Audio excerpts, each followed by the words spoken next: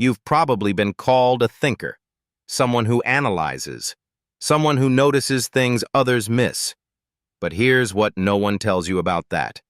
The same brain that makes you perceptive is the same brain that keeps you up at night replaying a conversation from 3 years ago. That's not anxiety. That's not weakness. Psychology has a different name for it. And once you understand what's actually happening inside your head, you'll never see overthinking the same way again. Most people treat overthinking like a bad habit, like something you can just stop doing. Breathe. Let it go. Be present. But if you've ever tried that, you know exactly how well it works. You can't think your way out of overthinking by trying harder not to think. That's like trying to fall asleep by really concentrating on falling asleep. It doesn't work, because you're fighting the wrong enemy. Overthinking isn't a habit. It's a cognitive pattern. Specifically, it's what psychologists call rumination, the tendency of the brain to repeatedly process unresolved emotional material. And the research shows something that might surprise you. The people most prone to rumination are not anxious people. They're smart people. In 2015, researchers at King's College London, led by Dr. Adam Perkins, published a landmark study in the journal Trends in Cognitive Sciences. They found that people with higher verbal intelligence showed significantly greater activation in the brain's medial prefrontal cortex, the region responsible for self-referential thinking. In simple terms, the smarter you are, the more your brain is wired to think about itself. And that internal monitoring system doesn't have an off switch. It runs in the background, while you're eating, while you're having a conversation, while you're trying to sleep. The researchers described it as a kind of mental time travel, the brain constantly simulating past scenarios and future outcomes. It's a feature, not a bug. It's what allows intelligent people to anticipate problems before they happen, to plan, to protect themselves from social mistakes. But there's a cost. When that same system runs without a specific problem to solve, it starts processing everything, every conversation, every possible outcome, every version of what could go wrong. That's not anxiety. That's an intelligent brain without a clear target. There's a second mechanism at work, and it has to do with something called intolerance of uncertainty.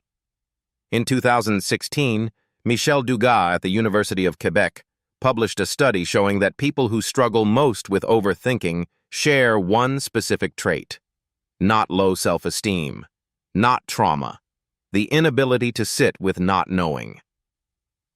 For most people, uncertainty is uncomfortable. For overthinkers, uncertainty is intolerable. So the brain does what it thinks is helpful.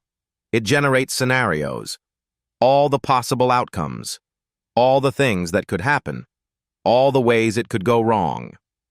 The brain believes that if it thinks about something long enough, it will find certainty. It won't. Certainty doesn't come from thinking more, but the brain doesn't know that. It just keeps running the simulation, over and over, until something external breaks the loop. Here's the uncomfortable part. This pattern often starts in childhood, in environments where unpredictability was common, where you learned very young that thinking ahead kept you safe, where staying alert meant staying protected. The overthinking brain isn't broken. It's a system that learned to survive. There are 3 specific patterns psychologists see in chronic overthinkers, and they almost always appear together. Pattern 1. Post-event processing. After a social interaction, a conversation, a meeting, a date, the brain runs a detailed review. What did I say? How did they react? What did that pause mean? This can last for hours, sometimes days. The brain is searching for something it missed, a signal, a threat, a mistake it can correct next time. Pattern 2. Anticipatory rumination. Before an event, a presentation, a difficult conversation, a new situation, the brain rehearses every possible outcome, not to prepare, but to pre-suffer, to experience the anxiety in advance as a way of feeling more in control. The logic is, if I've already imagined the worst, it can't surprise me. The reality is, you've suffered twice for something that may never happen. Pattern 3. The identity merge. This is the most subtle one, and the most damaging.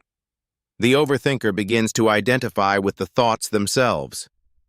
I think a lot, therefore I am a thinker. Thinking is how I process. It's who I am. The thoughts feel like self, which makes stopping feel like losing yourself. And that's why willpower alone doesn't work. You can't fight something you've become. Here's what nobody says out loud. Most advice about overthinking is designed for people who think too little. Just let it go. Stay in the moment. Trust the process. That advice is useless to someone whose brain processes at the level yours does, because the overthinker doesn't need to think less.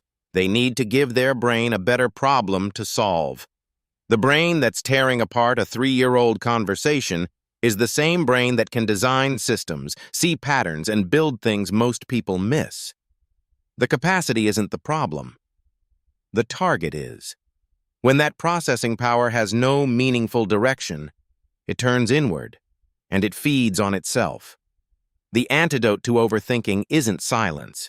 It's focus, not forced focus, not willpower, but a problem worth solving. So here's the question I want to leave you with. Not how do I stop overthinking, but what problem am I not giving my brain permission to solve? Because for most overthinkers, the real issue isn't too much thinking. It's thinking with nowhere to go. The mind that won't go quiet usually has something important to say. You just haven't asked it the right question yet. If this hit differently than the usual overthinking advice, share it with someone who needs to hear it. And if you want to go deeper into the psychology of how people think, feel, and disconnect, you know where to find us.